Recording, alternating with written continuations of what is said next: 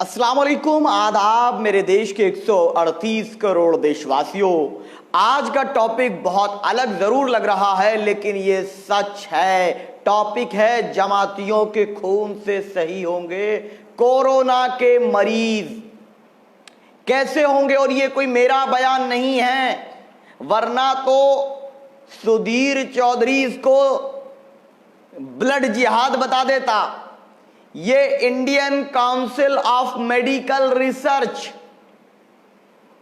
जिसको ICMR कहते हैं, उन्होंने स्टडी की है कि जो लोग कोरोना पॉजिटिव थे, जो तबलीगी जमात के लोगों को कोरोना हुआ था और वो ज्यादातर लोग सही होकर के, ज्यादातर 90% लोग सही होकर के अपने घरों को लौट रहे हैं, तो उनके खून से बाकी मरीजों का इलाज किया जाएगा।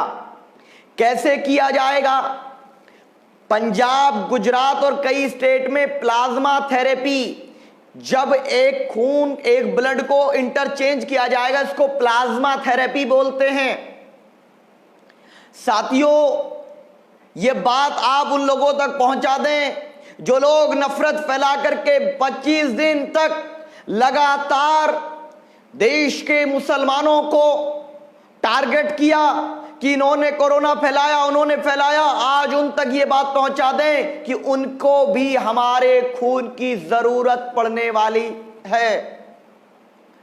और मैं आपको एक बात बता दूं कि कैसे कैसे होता है ये ट्रांसमिशन, पूरी डिटेल्स में आपको बताऊंगा कि जब कोई एक कोरोना पॉजिटिव व्यक्ति, कैसे शादाब भाई, बिल्कुल ये सवाल अच्छा है कि ये कैसे होगा। और यही सवाल लोगों के दिल में आ रहा था जब मैंने लिखा कि जमातियों के खून से सही होंगे कोरोना के मरीज। तो लोगों ने कहा कि शादाब भाई ऐसा कैसे हो सकता है, क्या ये मुमकिन है? तो हाँ, मैं कहता हूं ये मुमकिन है। और इस थेरेपी का नाम है प्लाज्मा थेरेपी। खुद प्लाज्मा थेरेपी के बारे में भारत सरकार की जो रिसर्च एजेंसी है, जिसका नाम Indian council of medical research है, उसने कहा है कि प्लाज्मा थेरेपी सबसे अच्छा तरीका है कोरोना से मुकाबला करने के लिए। अब आपको मैं बताता हूं प्लाज्मा थेरेपी के जरिए कैसे खून बदला जाता है जिससे कोरोना के लोग सही हो जाएंगे। यह माना गया है कि कोरोना उन लोगों पर ज्यादा अटैक करता है जो पहले से बीमार हो, या फिर उन पर ज्यादा अटैक करता है जो लोग कमजोर हैं, जिनकी इम्यूनिटी पावर कमजोर है। तो तबलीगी जमात के 90% लोग अभी तक, जो सही होने की बात की जाए, ज्यादातर तादाद है सही होकर के सही सलामत अपने घरों को लौट रहे हैं। तो कई जगहों के हेल्थ मिनिस्ट्री ने उनसे गुजारिश की है, और मैं शादाब चौहान भी गुजारिश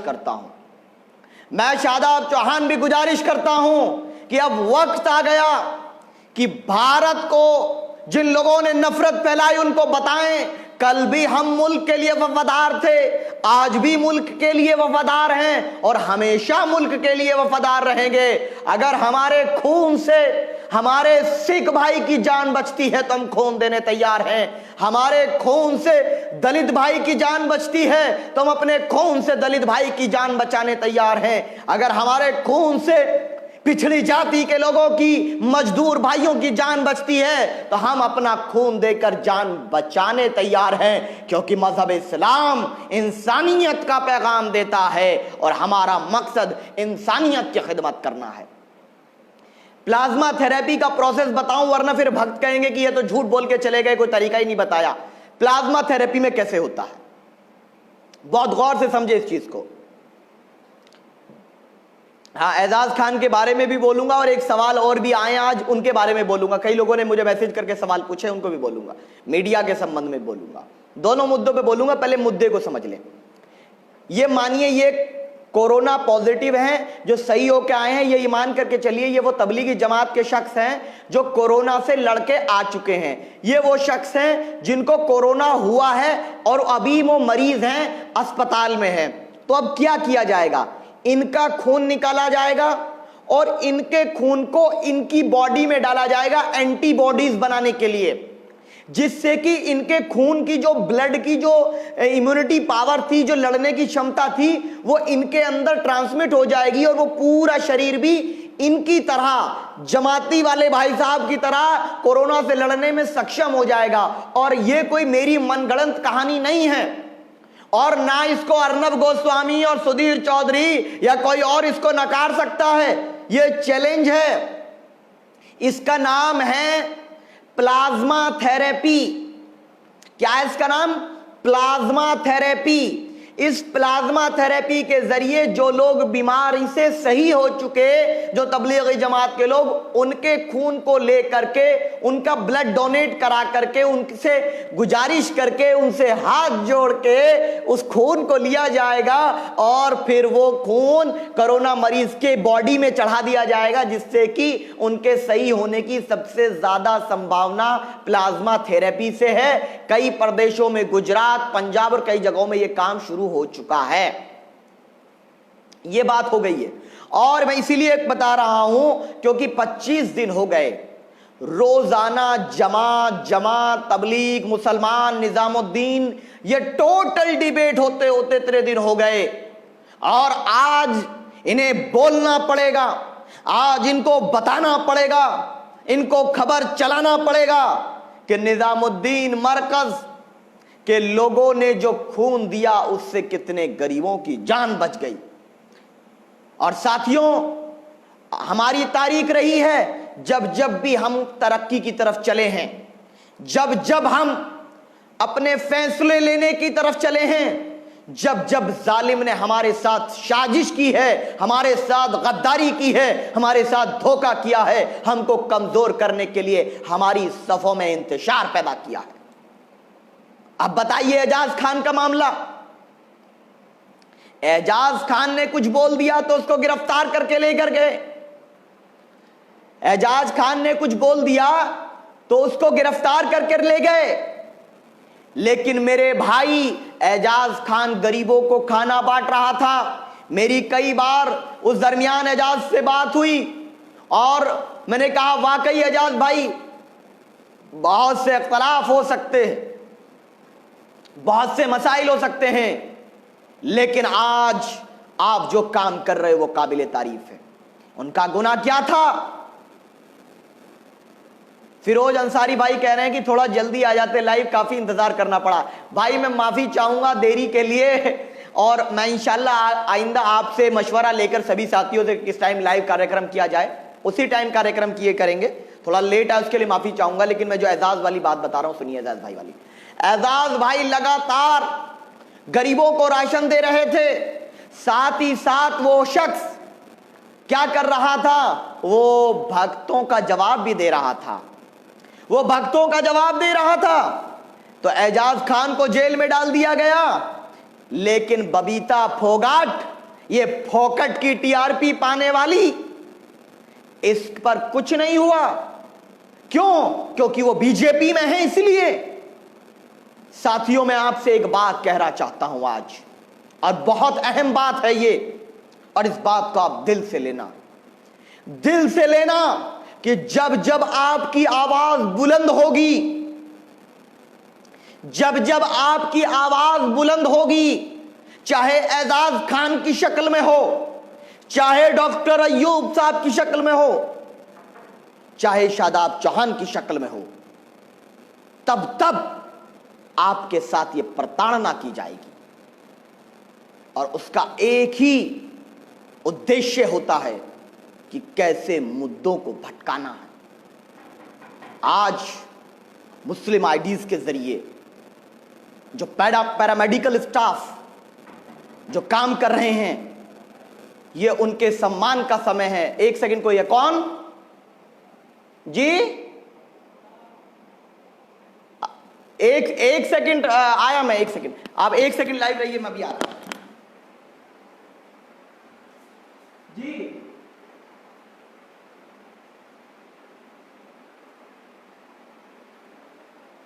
अचानक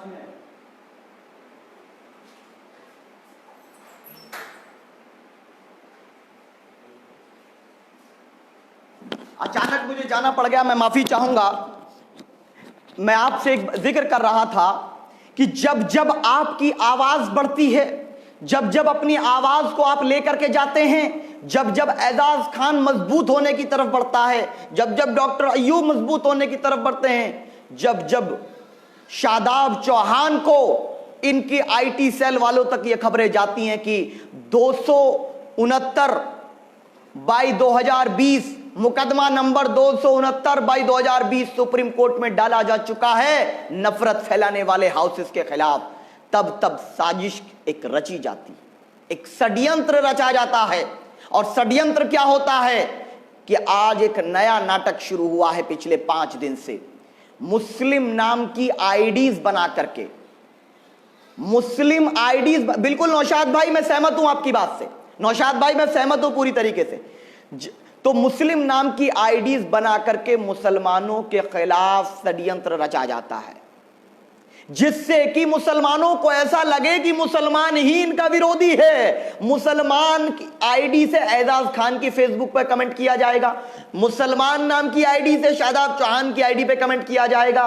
किस लिए किया जाएगा? जिससे कि जो कौम एकजुट हो करके, एजाज खान हो, चाहे शादाब हो, चाहे डॉक्टर अय्यूब हो, चाहे असद भाई हो, अगर ये साथ में खड़ी हो रही है, इसको बांटा कैसे जाए, इसको कमजोर कैसे किया जाए, ये बहुत बड़ी साजिश है। और ये साजिश नबी करीम सल्लल्लाहु अलैहि वसल्लम के जमाने से चली आ रही है। मुनाफिकीन का इस्तेमाल किया जाता है। मेरे भाई, हम लोग जो काम करते हैं, हम लोग काम करते हैं इंसानियत के मकसद के लिए, और अल्लाह जानता है कि हम लोगों का मकसद यह है कि जिस तरीके से जुल्म और सितम हुकूमतों ने किए हैं, उन एक एक का हिसाब लिया जाए। लेकिन वो तब होगा जब हम एक दूसरे के साथ खड़े होंगे। आज यूएई के लोग खड़े हैं, लेकिन आज पूरे इंडिया के अंदर क्या वजह है कि आज हमारी तादाद इतनी है? उसकी वजह यह है जब जब हमारी आवाज बन के आगे बढ़ी, जब जब हमारी आवाज एकजुट होकर के आगे बढ़ी, जब जब जालिम ने हमारे सफों में इंतशार पैदा किया, हमें बांटने का काम किया, हमें टुकड़ों में बांट दिया, हमें एक दूसरे का दुश्मन बना दिया और गलत फहमी फैला करके एक दूसरे के खिलाफ खड़ा कर दिया। जिस तरीके से मैंने देखा कुछ दिन पहले एजाज खान की आईडी में 80% फर्जी मुस्लिम आईडियों से एजाज खान के खिलाफ लिखा गया। क्यों लिखा गया जानते हैं? जिससे कि एक आम मुसलमान के दिल में ये बात हो कि नहीं, मुसलमान इसके साथ नहीं है, खराब आदमी है। ठीक वही काम दूसरे लोगों के साथ किया जा रहा है। तो मैं आपसे कह रहा हूं कि इन साजिशों से भी बचना है। और प्लाज्मा थेरेपी का मैंने आपको बताया, मैं आखिरी बात कह के खत्म कर रहा हूं। प्लाज्मा थेरेपी का मैंने बताया कि मेरे भाई, इससे क्या होगा कि खून एक्सचेंज किया जाता है, खून एक्सचेंज किया जाता है, जिसको प्लाज्मा थेरेपी कहते हैं। जो जमात के लोग आए हैं सही होकर, उनके खून से दूसरे मरीजों को सही किया जाएगा। ये जानकारी खुद स्वास्थ्य मंत्रालय ने दी है। रही बात डिबेट और सब चीजों की, तो देखिए वो तो प्रोपेगेंडा चलाएंगे। मैं आज आपको एक बात बता दूं, वो तो प्रोपेगेंडा चलाएंगे। प्रोपेगेंडा चलाने के लिए सरकार से पैसा पाते हैं। एड जो मिलता है इनको, एडवर्टाइजमेंट जो मिलता है, आज नौकरी करने वाला अर्नब गोस्वामी, जिसका 800 करोड़ का चैनल कहां से आ गया, कोई जांच करेगा? तो इनका तो एजेंडा और मकसद वही है कि प्रोपेगेंडा चलाएं। लेकिन इनके 100% एजेंडे में अगर आपने 2% भी एजेंडा डाल दिया ना, तो ये आपकी और हमारी जीत होती है। इस तरीके से जब 2 दिन में मैं बैठा, बिल्कुल कई बार आवाज ब्रेक की जाती है, लेकिन जब 2 दिन बैठा तो इनके लोगों ने मुझे फोन किया, बीजेपी आरएसएस के आईटी सेल के लोग, कि तुमने मेरठ में डॉक्टर भटनागर का मुद्दा भटकाया, तुम हिंदुओं को बांटना चाहते हो। क्यों? क्योंकि अब तक उससे पहले मेहर सिंह ने मुजफ्फरनगर में जो कृत्य किया, वो किसी के सामने नहीं आया था कि मेहर सिंह ने पुलिस पर हमला किया। जब हमने हर जगह जाकर के बोला कि मेहर सिंह नाम के व्यक्ति ने हमला बोला है, पुलिस पर, पुलिस वाले घायल हुए हैं, तो सब जगह चर्चा बन गई। इसलिए उन्होंने मुस्लिम नाम की आईडी बना करके कमेंट करवाना शुरू किया, जिससे कि इख्तलाफ पैदा हो। उसके अलावा हमने कहा कि डॉक्टर भटनागर पर जुगल किशोर नाम के व्यक्ति ने हमला किया, उसका मुद्दा सामने आया। कलबुर्गी और महाराष्ट्र के लातूर में जो सत्संग किया गया अभी, उसका मामला सामने आया।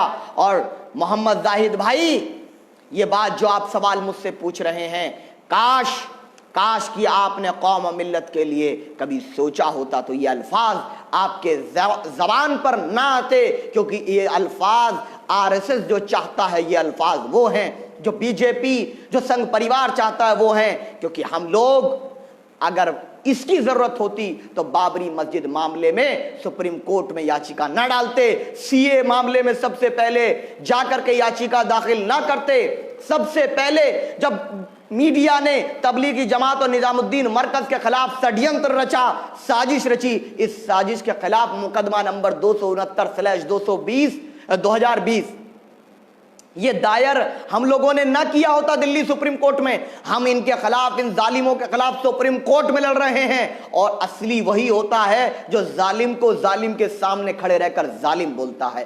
जालिम से डर कर छुपने वाला कभी मर्द नहीं होता, कायर होता है। जालिम का सामना करना सीखना होगा और हमें आदत डालनी होगी जालिम का मुकाबला करने की, चाहे वो किसी की शक्ल में हो, चाहे अर्नब गोस्वामी की शक्ल में हो, सुधीर चौधरी की, या किसी की भी शक्ल में हो। अगर जो दुश्मन है समाज का, उसके खिलाफ खड़ा होना होगा।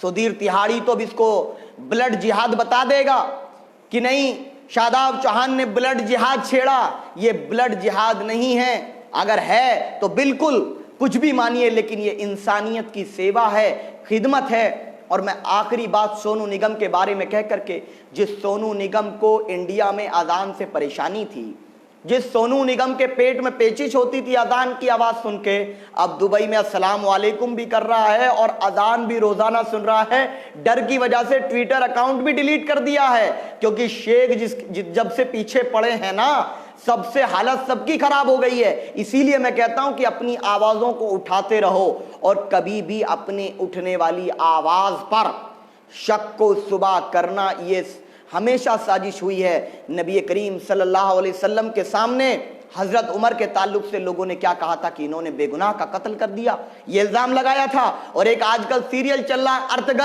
अर्तगल में कुर्दोगलो नाम का व्यक्ति, दाढ़ी भी है, सब कुछ है, लेकिन वो अर्तगल के खिलाफ साजिश इसलिए रचता है जिससे कि वो षड्यंत्र में कामयाब हो जाए और अर्तगल को नाकाम कर दे। हमेशा दौर में मुनाफिकों का मकसद यही होता है कि हर उठने वाली आवाज को दबा दो, हर उठने वाली ताकत को दबा दो और उन्हीं के लोगों के जरिए दबवा दो, जिससे कि कभी वो उभर ना पाए। इसी के साथ मैं अपनी बात खत्म कर रहा हूं कि आज लॉकडाउन का पालन करते हुए, medical paramedical staff social distancing का पालन करते हुए और सबका सम्मान करते हुए कोरोना की लड़ाई लड़ें। रमज़ान का महीना आ रहा है, उसका भी एहतियात करेंगे, इबादत करेंगे। बेशक हमें जो बीमारी है या शिफा अल्लाह देता है और हमारा मुकम्मल यकीन है, उसमें कोई एतराज़ नहीं, लेकिन एहतियात बरतना ये हमारे मज़हब इस्लाम सिखाता है। खुदा हाफिज़, जय हिंद।